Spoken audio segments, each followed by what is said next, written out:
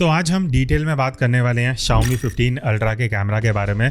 इसको ऑलमोस्ट 2 हफ्ते से ज़्यादा हो चुके हैं कि हमने इन डिटेल इसको टेस्ट करा है, फ़ोटोज़, वीडियो सब कुछ। बिकॉज मैंने थोड़ा टाइम भी लिया क्योंकि मैं पर्सनली चाहता था कि हम जब अच्छे से इसको एनालाइज कर लें, बिकॉज ये एक ऐसा स्मार्टफोन है, कैमरा फ़ोन है, जिसको आपको थोड़ा टाइम देना पड़ेगा टू अंडरस्टैंड कि भाई ये कैसे काम करता है एंड आउटपुट कैसा आता है। तो डिटेल में मैं अपने व्यू शेयर करने वाला हूँ। तो अगर मैं कैमरास की बात करूँ तो देखो पीछे की तरफ 4 कैमरा का सेटअप है। 3 कैमरास 50 मेगापिक्सल के हैं, प्राइमरी 3x कैमरा और अल्ट्रा वाइड एंगल। बट जो इसका 4.3x पेरिस्कोप कैमरा है वो 200 मेगापिक्सल का है। तो टेक्निकली बहुत स्ट्रॉन्ग फ़ोन है। अब मेरे व्यूज़ क्या हैं, पहले फ़ोटोज़ की बात मैं डिटेल में करूँगा। अब देखो 1 इंच सेंसर है मेन वाला, तो उसके आपको ऑब्वियसली कुछ बेनिफिट्स मिलते हैं। तो सबसे बड़ा बेनिफिट है कि अगर आप बिना पोर्ट्रेट मोड में भी जाए प्राइमरी 1x में फ़ोटोज़ ले रहे हो, जो ब्लर इफेक्ट मिलता है दैट इज़ अमेजिंग। मतलब आप बिना पोर्ट्रेट मोड के ऐसा डेप्थ अचीव कर पा रहे हो। आप थोड़ा सा भी क्लोज शॉट लोगे, जो नेचुरल ब्लर मिलता है वो देखने में काफ़ी आई प्लीजिंग लगता है और कहीं ना कहीं आपको वो एक सेटिस्फेक्शन भी दे देता है कि भाई एक DSLR जैसा कुछ आउटपुट आपको मिल रहा है। तो वो एक कहीं ना कहीं इसका मेन पॉइंट है। दूसरी चीज़ ये है कि क्योंकि Xiaomi ने लाइका के साथ कोलैबोरेशन में ये डिवाइस निकाला है। अब लाइका का देखो, लाइका की एक अपनी कलर साइंस है। अब उसका आपको कैसे पता लगता है, जब आप फोटो मोड में जाते हो आपको सिर्फ 2 कलर मोड्स मिलती हैं, एक है लाइका वाइब्रेंट और एक है लाइका ऑथेंटिक। अब इसमें सबसे बड़ा रिस्ट्रिक्शन मुझे क्या लगता है कि अगर मैं लाइका वाइब्रेंट में हूँ तो कलर्स बहुत ज़्यादा वाइब्रेंट आते हैं, लाइका ऑथेंटिक में हूँ तो वो विनिएटिंग इफेक्ट आता है, एजेस थोड़े डार्क होने लग जाते हैं। अब लास्ट वीडियो में भी जब हमने सैम्पल्स दिखाए थे वहाँ मैंने विनिएटिंग वाला इशू बोला था लाइका ऑथेंटिक में, तो कई लोगों ने कमेंट करा था कि आपको लाइका वाइब्रेंट पे शूट करना चाहिए। अब वाइब्रेंट में मेरे लिए बहुत ज़्यादा सैचुरेटेड कलर हैं, तो मुझे एक राइट बैलेंस नहीं मिल पा रहा इन टर्म्स ऑफ प्रोसेसिंग। इसके बाद हम डिटेल में आगे करेंगे।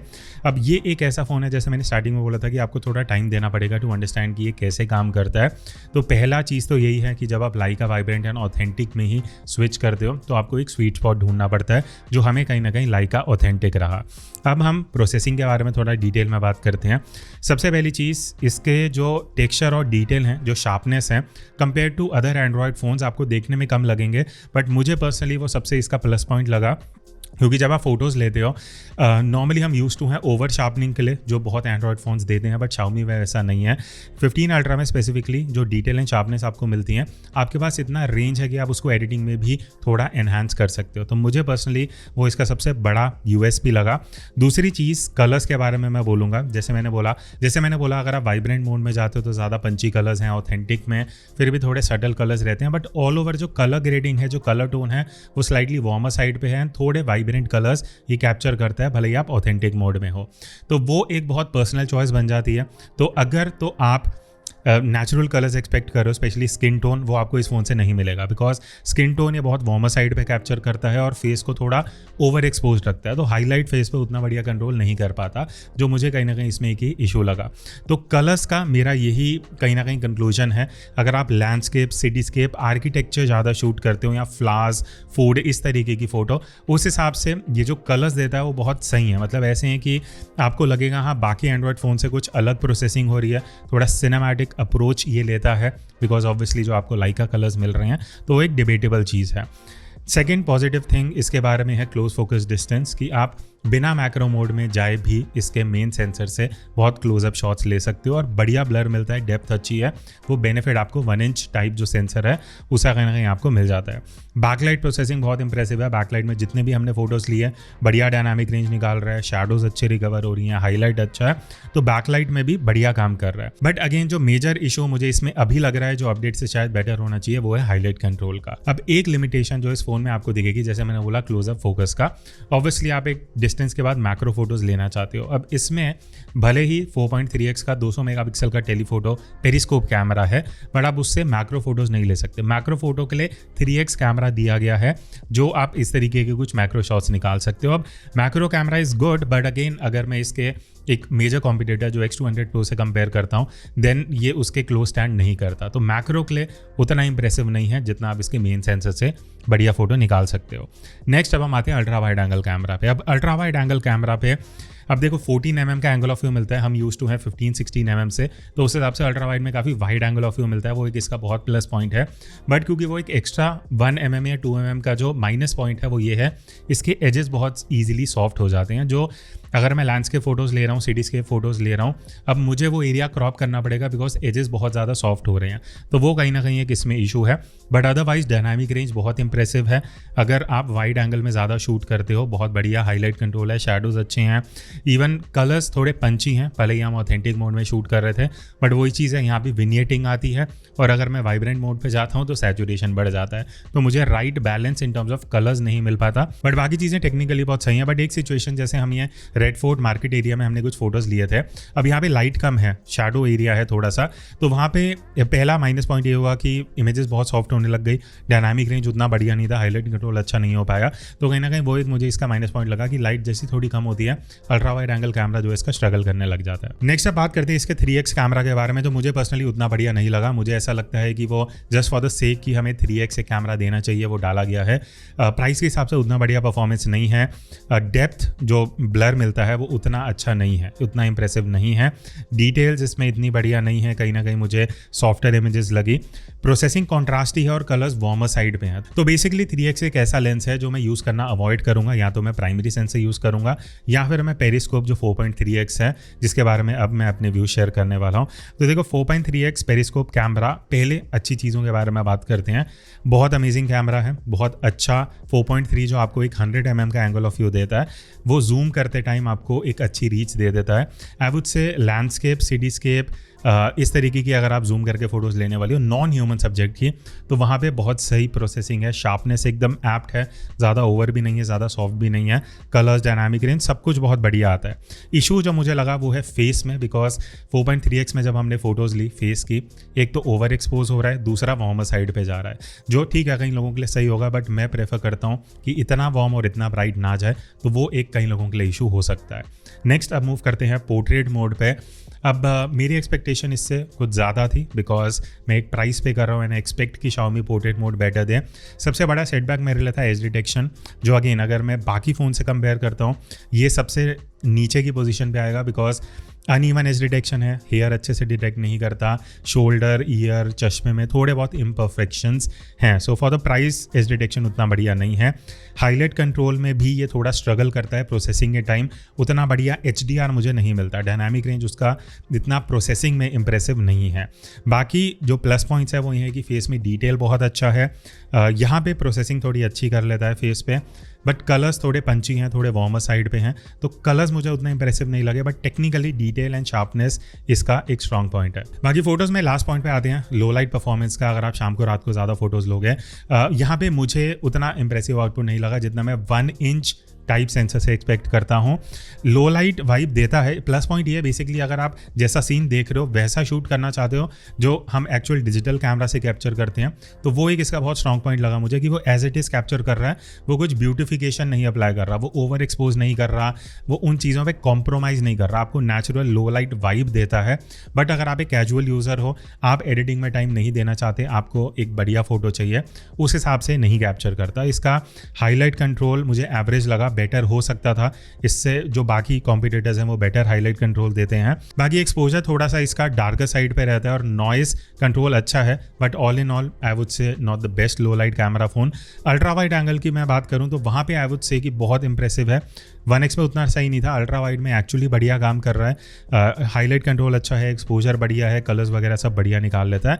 तो अल्ट्रा वाइड में अगर आप ज़्यादा लो लाइट लेने वाले हो तो ऐसा कोई माइनस पॉइंट नहीं है। टेलीफोटो की अगर मैं बात करूं 3x एंड 4.3x की, तो यहाँ पे फ़ोटोज़ अच्छी हैं, क्वालिटी अच्छा है, सब कुछ सही है। बस एक माइनस पॉइंट मुझे लगा कि 10 में से 3-4 फ़ोटोज़ में शेक आ रहा था, क्योंकि भले ही हम हैंडहेल्ड फ़ोटो ले रहे थे, बट अगर हल्का सा भी शेक होता है तो वो कहीं ना कहीं फ़ोटो में रजिस्टर हो जाता है, तो वो एक इसका माइनस पॉइंट है। बट अदरवाइज़ बढ़िया फ़ोटोज़ ये कैप्चर कर लेता है। बाकी सेल्फी की अगर मैं बात करूं तो यहाँ पे कुछ आप सैम्पल्स देख सकते हो, डिपेंडिंग ऑन कि आपका यूज़ कैसे है उस बेसिस पे आपको सैम्पल्स थोड़ा आइडिया दे देंगे। तो क्या आप भी अपने स्मार्टफोन कैमरा से कुछ इस तरीके की प्रोफेशनल फोटोज कैप्चर करना चाहते हो, आप ज्वाइन कर सकते हो मेरा 5 आवर्स का ऑनलाइन फोटोग्राफी कोर्स, जहाँ पे मैं आपको बेसिक्स ऑफ फोटोग्राफी सिखाने वाला हूँ कि कैसे आपको एक्सपोजर कंट्रोल करना है, कैसे सीन्स को कंपोज करना चाहिए, जब आप किसी भी सिचुएशन में फोटो ले रहे हो क्या क्या चीजें आपको ध्यान रखनी चाहिए, फोटोज कैसे एडिट करनी है, ये सारी चीजें हम इस कोर्स में सीखने वाले हैं।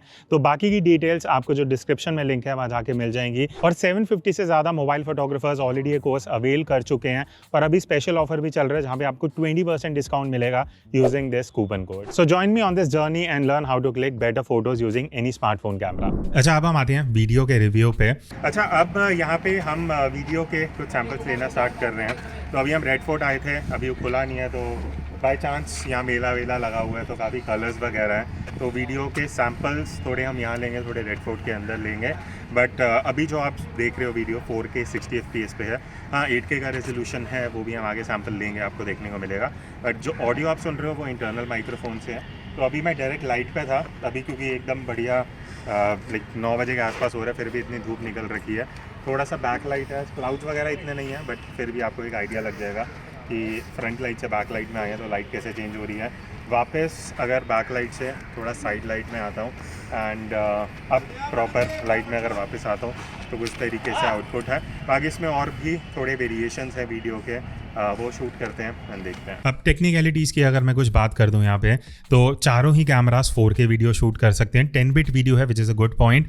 बाकी 4K 60 FPS आप इसके अल्ट्रा वाइड एंगल और 3x से निकाल सकते हो। 4K 120 FPS आप 1x एंड 4.3x से कैप्चर कर सकते हो। ये टेक्निकल चीज़ हो गई। परफॉर्मेंस पे आते हैं। पहले मैं मेन कैमरा की बात करूँगा जो 1 इंच टाइप सेंसर है। सबसे बड़ा बेनिफिट जो वीडियो में आपको मिलता है as compare to few other phones वो ये है कि बैकग्राउंड में जो ब्लर मिलता है, जो डेप्थ मिलती है, वो बहुत अमेजिंग है। बिकॉज 1 इंच टाइप सेंसर है तो ऑब्वियसली बिगर सेंसर है, ब्लर इफेक्ट नेचुरली इतना बढ़िया मिल जाता है कि अगर आप हल्का सा भी क्लोज डिस्टेंस से वीडियो लोगे तो देखने में काफ़ी इंप्रेसिव लगता है, काफ़ी सही लगता है। तो वो एक सबसे मेन पॉइंट है इसका अगर आप वीडियो के लिए फ़ोन देखने वाले हो। बाकी डिटेल, शार्पनेस, क्लैरिटी बहुत सही है। आई थिंक एंड्रॉयड्स में one of the best detail मिलती हैं बिकॉज ये ओवर शार्पन नहीं करता। बहुत नेचुरल डिटेल्स हैं जो देखने में भी थोड़ी आई प्लीजिंग लगती हैं। इवन अगर मैं बड़े मॉनिटर पे भी वीडियो व्यू करता हूँ देखने में काफ़ी सही लगता है।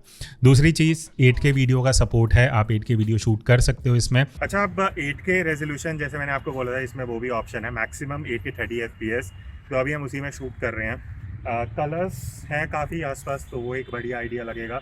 एंड लकीली हमें अभी जगह मिल गई जहाँ पे थोड़े कलर्स भी हैं, थोड़ा लाइट भी आ रहा है, कॉन्ट्रास्ट, वो सारी चीज़ें भी कहीं ना कहीं पता लगती रहेंगी। बट 8K ऐसा है जो अगर आप नॉर्मली ऐसे ब्लॉगिंग कर रहे हो, वीडियो बना रहे हो, अगर आप बहुत ज़्यादा 8K शूट करोगे तो जगह बहुत ज़्यादा लेगी आपके मेमोरी कार्ड में। एंड बोलते बोलते अभी हम थोड़ा सा बैक लाइट में आए हैं। तो ये प्रॉपर बैक लाइट है जहाँ पे धूप एकदम निकली हुई है, तो मेरे ऊपर कैसे एक्सपोजर आ रहा है 8K रेजोल्यूशन में, डायनामिक रेंज एंड ऑल, वो भी थोड़ा आइडिया लग जाएगा। बाकी और कुछ डिफरेंट सिचुएशन में थोड़े सैंपल लेते हैं, देखते हैं। 8K वीडियो शूट कर सकते हो इसमें, बट मुझे प्रोसेसिंग में कहीं ना कहीं एक दिक्कत लगी, वो है कि क्लैरिटी कहीं ना कहीं बहुत ज़्यादा इंक्रीज़ कर देता है, बूस्ट कर देता है, जो देखने में उतना बढ़िया नहीं लगता। तो इसलिए हमने 4K 60 FPS पे ही ज़्यादा वीडियो शूट करी थी। शैडो डिटेल्स बहुत सही है, मतलब मुझे पर्सनली इसका डायनामिक रेंज काफ़ी इंप्रेसिव लगा। कहीं एंड्रॉयड फ़ोन्स थोड़ा कॉन्ट्रास्टी लुक देते हैं, शैडोज़ को डार्क कर देते हैं, बट यहाँ पे 15 अल्ट्रा में डायनामिक रेंज बहुत सही है। हाईलाइट का और शैडो का जो बैलेंस है वो देखने में काफ़ी बढ़िया लगता है। अच्छा, अब लॉक का ऑप्शन भी मिलता है जो बहुत बढ़िया सही है, प्रो फीचर है। एंड 4K 60 FPS तक मैक्सिमम रेजोल्यूशन FPS आप लेके जा सकते हो। कॉम्बिनेशन 8K में लॉग अप्लाई नहीं होता। तो अभी मैं इस सिचुएशन में हूँ जहाँ मैं थोड़ा सा शेड में हूँ, पीछे थोड़ी ब्राइट लाइट है, just to test the dynamic range extremely. वापस थोड़ा सा अगर हम लाइट में आ जाते हैं तो यहाँ पे कलर्स हैं। अगर हम लट अप्लाई करते हैं, अच्छा लट से मुझे याद आया, अभी जैसे जब हम वीडियो शूट कर रहे हैं तो लट का ऑप्शन है जहाँ पे आप प्रीव्यू कर सकते हो शूट करते टाइम ही कि फाइनल जब आप रेक 7 और 9 लट लगाओगे तो लाइक आउटपुट कैसा आएगा।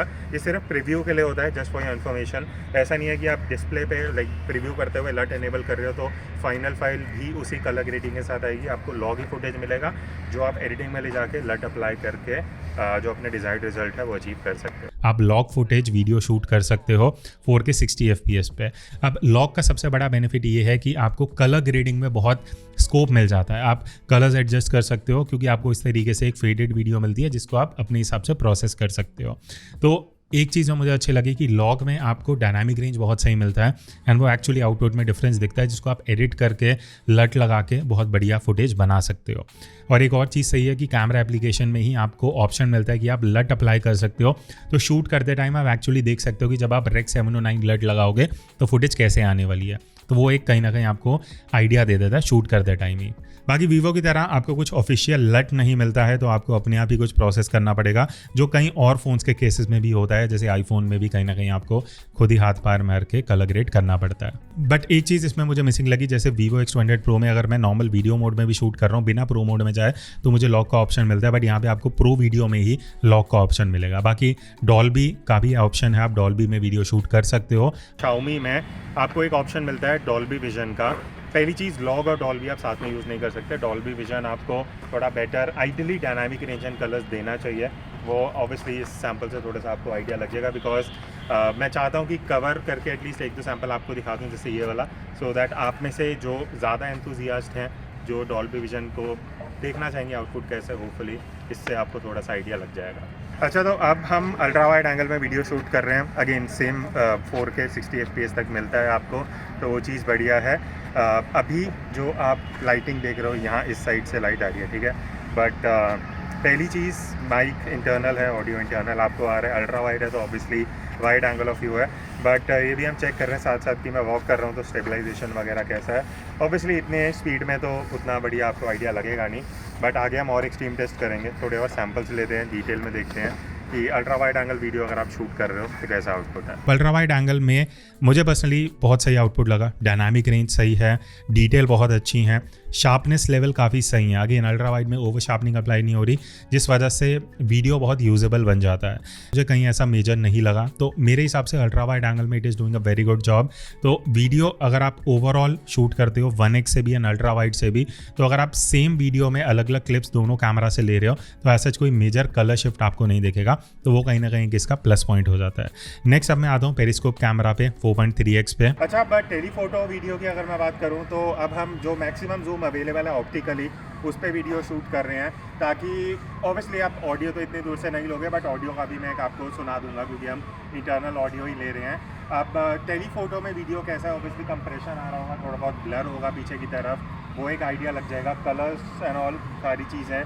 नॉइस रिडक्शन तो इतना अभी क्या पता लगेगा ऑडियो में, बट थोड़े और डिफरेंट सिचुएशन में शूट करते हैं एंड देखते हैं कैसा आउटपुट रहता है अगर आप टेलीफोटो जूम करके वीडियो ले रहे हैं।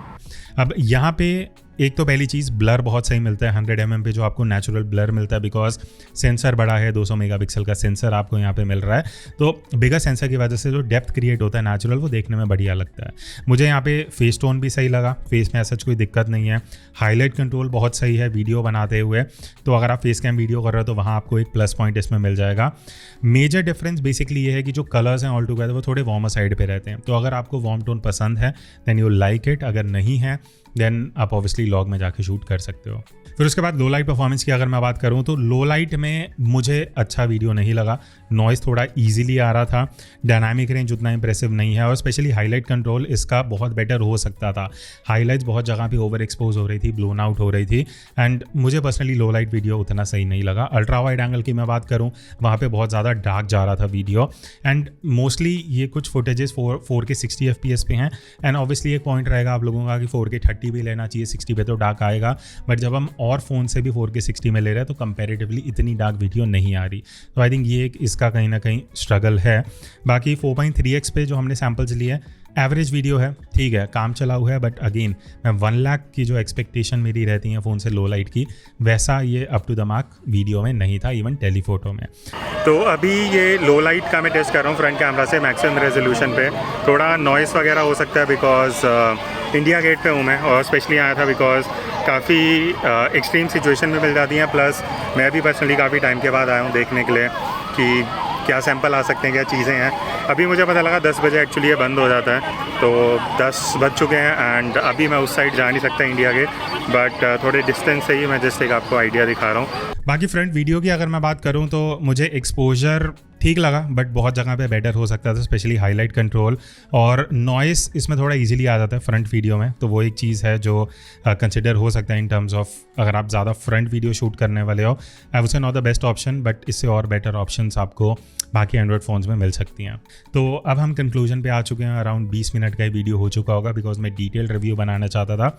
एंड में क्वेश्चन आता है कि क्या आपको ये लेना चाहिए या is it the best camera phone Android phone, अगर मैं स्पेसिफिकली बोलूँ। देखो पर्सनली वीडियो में मुझे बहुत इंप्रेसिव लगा। वीडियो में ऐसा कोई भी मेजर ड्रॉबैक नहीं है जो मैं हाईलाइट करना चाहूँगा। सिर्फ एक चीज़ है, वो लो लाइट परफॉर्मेंस है जो बेटर हो सकती थी। उसके अलावा it is a very good video phone Android में अगर आप कंसिडर कर रहे हो। फ़ोटोज़ की अगर मैं बात करूँ तो वहाँ पे मेरे 2-3 पॉइंट्स हैं जो मुझे होल्ड बैक करते हैं टू रेकमेंड दिस। वो आपके ऊपर है अगर आपके लिए वो कंसिडर होता है। पहला चीज़, ऑल ओवर जो कलर टोन है वो बहुत वाइब्रेंट वार्मर साइड पे जाती है, स्पेशली स्किन टोन को वार्म कर देती है। तो अगर आपके लिए वो इशू नहीं है देन इट्स फाइन, आप लैंडस्केप वगैरह शूट करते हो तो ठीक है।